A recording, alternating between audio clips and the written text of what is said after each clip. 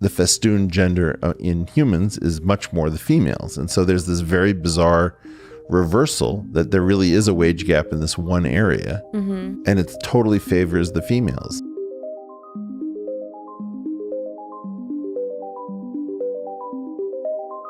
Are you familiar with Christina Hoff Sommers, if you're following Sam Harris, who I think is at the American Enterprise Institute? She's sort of a second wave feminist, not a third wave feminist. She calls herself the factual feminist. She's called a lot of attention to the idea that the wage gap, where women maybe are thought to get 75 cents for every dollar that a man gets paid for equal work. You have a very unusual situation, which is that in your workplace, there is a huge wage gap. Oh, yeah. Talk to me about that.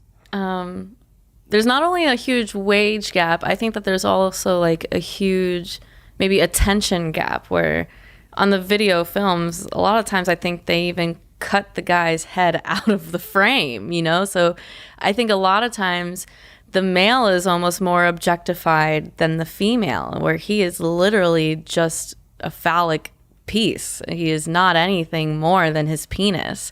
And a lot of times they don't want to see the rest of his body nor hear him speak or anything like that.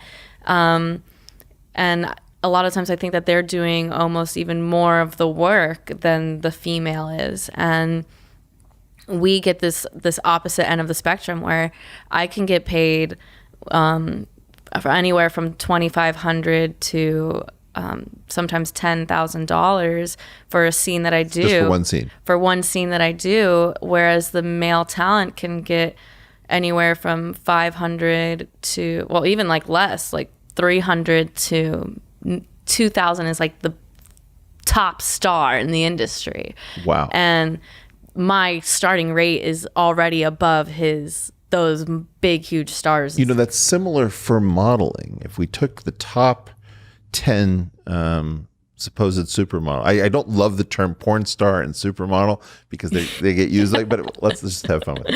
If you take the top 10 supermodels, male and female, my understanding is that the pay scale is 10 cents on the dollar for the men relative to the females, because there is this super premium.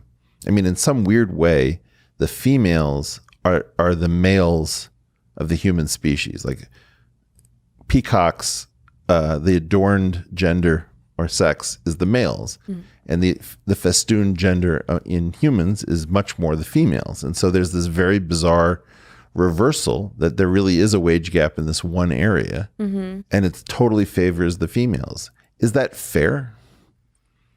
How should we think about this, given that we've learned to think about it in reverse, and you're in one of the few industries where it totally goes the other way? Yeah. I mean, I like to think of gender equality myself personally, so I don't find it fair, in my personal opinion, because like I said, even in the sense of like showcasing, the male is not, he's almost more objectified, and they're still dealing with the same struggles that the females are dating. I'm sure, like when it comes to dating, right, I'm sure the male struggles just as much as the female actress. I bet not.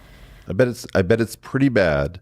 I don't know. I bet it's not quite as intense. I'm not sure. I think that it is, like, because women have their insecurities. So, you know, you have to think of this male is working with women who are mostly 18 years old for almost all of their scenes. Sure. And he's maybe like a 30, 40-year-old man who's looking for a woman his age.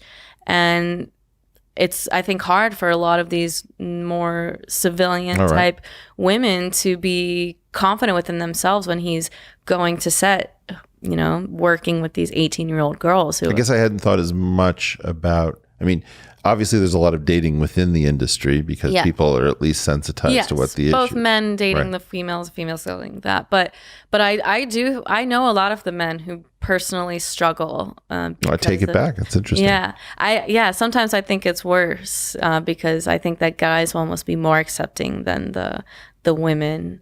But I mean, I'm not really sure, but I think I know more women who date out of the industry than men. I don't really know many men whose partner is not within the industry.